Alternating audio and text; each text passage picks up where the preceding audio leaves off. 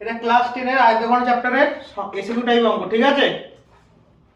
হ্যাঁ, এটাকে আমি এটা কি বলেছে, এটা আমি শর্টে ধরে দেখিয়ে দেবো যাতে সলভ করা যায়, ঠিক আছে? পরীক্ষা হলে তাহলে শর্টে করে আসতে পারিস। একটি ঘনকের প্রতিটি বাহুর দৈর্ঘ্য 50% বৃদ্ধি পেলে ঘনকের সমগ্রতলের ক্ষেত্রফল কত বৃদ্ধি পাবে? অঙ্কটা কিন্তু একটা লেন্দি অঙ্ক, ঠিক আছে? কিন্তু নাম্বার দেবে 2, শর্টে করতে হবে, তাই তো? পরীক্ষার টাইম বাঁচাতে গেলে করাই। এর পাশে সূত্র লিখতে হবে। কি লিখতে হবে? সূত্রটা হচ্ছে 2 into a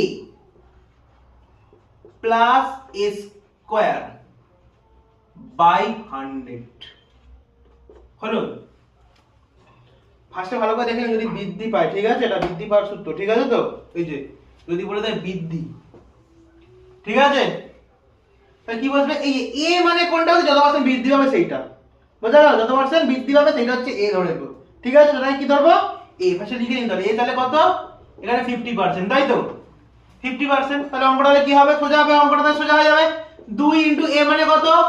50 প্লাস এখানে কি হবে? 50 স্কয়ার বাই 100। তাহলে 2 into 50 প্লাস এখানে কিছু করব 50 স্কয়ার বাই 12 50 into 50 লিখে দেবো আমরা নরমাল কাজের জন্য সুবিধার জন্য। কি 50 into 50 লিখে দেবো বাই 100, 0 0 0 0 কেটে গেল, হয়েছে 50 দুগুণে কত হয়? 100 প্লাস হচ্ছে কত হয়? 25 হচ্ছে কত হয়? 25 গুণ করে, তাহলে 125% বৃদ্ধি পাবে।